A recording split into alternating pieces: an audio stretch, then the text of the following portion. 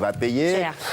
Dites donc, vous en avez pour 12 minutes, vous, là. Oui. Ah bon, j'ai 12 minutes, c'est formidable. Ouais, Bon, tu je parles. commence tout de suite quand même, parce que je pense que vous allez changer d'avis. Alors, ces algues vertes, pour se développer, elles ont besoin de conditions particulières. Et c'est vrai qu'en Bretagne, ces conditions sont réunies. C'est pas nouveau, les algues vertes en Bretagne. Ça fait une trentaine d'années qu'elles sont fortement présentes en Bretagne. D'abord, parce qu'elles y trouvent un environnement au niveau de l'eau qui est favorable, avec une luminosité importante. Elles apprécient les baies aussi pour se développer. C'est des endroits où finalement l'eau est brassée, mais pas suffisamment pour être totalement renouvelée. Elles sont en suspension ou elles Ce sont sont des accrochées au algues. fond? Non, alors ce sont des algues qui sont en suspension dans l'eau. Ça ressemble à une espèce de salade verte, pas très plaisante d'ailleurs. Et puis surtout en Bretagne, ce qui explique le développement de ces algues, c'est la présence de nitrates d'une manière très importante dans l'eau. Il faut savoir que depuis 50 ans, le taux de nitrate dans l'eau a été multiplié, tenez-vous bien, par 10. C'est énorme. Vous savez ce qu'ils disent en ce moment, les agriculteurs bretons qui vous entendent? Ils vont dire, ça y est, c'est encore notre faute. Oui, alors évidemment, les agriculteurs sont montrés du doigt parce que, évidemment, ça a été prouvé scientifiquement, l'origine des nitrates qui est dans l'eau provient de l'agriculture intensive.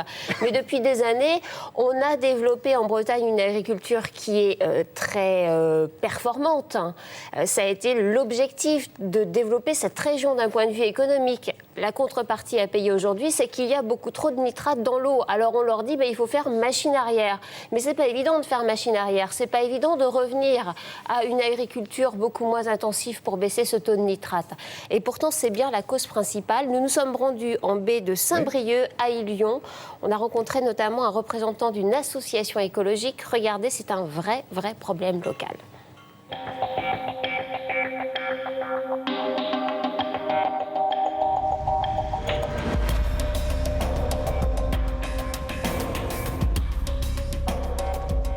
Les algues vertes sont apparues sous forme de salade dans les années 68. Progressivement, ces algues vertes se sont développées et maintenant se transforment en marée verte estivale. Et aujourd'hui, les algues vertes en ramassage, ici sur cette plage, c'est 17 000 tonnes.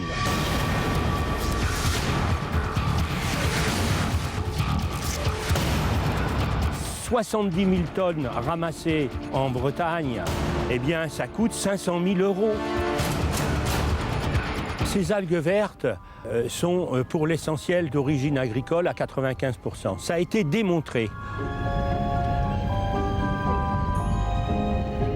C'est la concordance de divers facteurs qui explique la création de ces marées vertes. Tout d'abord, la présence de sels nutritifs en excès dans ces eaux offre aux algues vertes un engrais absolument formidable. Et ici en Bretagne, ce sont les nitrates directement issus de l'agriculture intensive qui sont montrés du doigt. Ensuite, la géographie même de ces sites est propice à cette pollution verte. Parce qu'ici, le relief très escarpé retient les divers polluants et notamment les nitrates au sein même des baies. Et enfin, les eaux très claires de Bretagne offrent aux algues vertes la lumière nécessaire à leur développement. Vous savez, les algues vertes, c'est le dessus de l'iceberg de la pollution. Il y a quelques années, nous pêchions des crevettes, du pouillen, des bigorneaux, des praires, tout ça sur ces rochers ici. Les rochers, aujourd'hui, sont nus. Et d'autre part, l'eau est interdite à la baignade. Donc voilà les conséquences.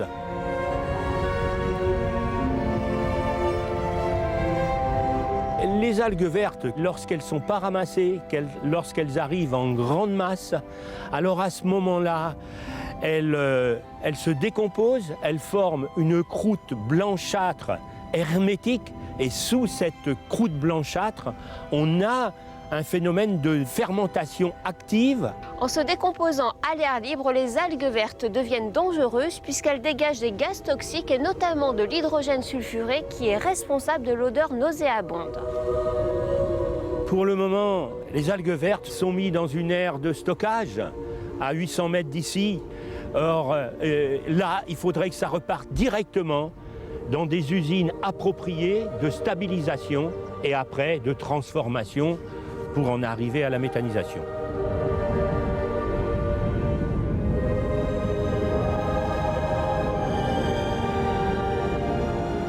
Bon, hop, on fait disparaître tout ça, ce qui n'est pas facile, ça coûte une fortune. Ça peut servir à autre chose? Pas à grand-chose finalement. Ah bon? On les épand dans les champs, ça sert d'engrais, mais à part ça, ça ne sert pas à grand-chose. Il y a évidemment des recherches qui sont faites pour les utiliser, mais pour l'instant, elles ne sont pas très fructueuses.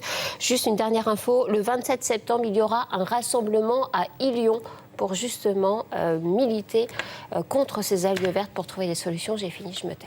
Ça sent fort en plus. Sur la... Non, c'est moi.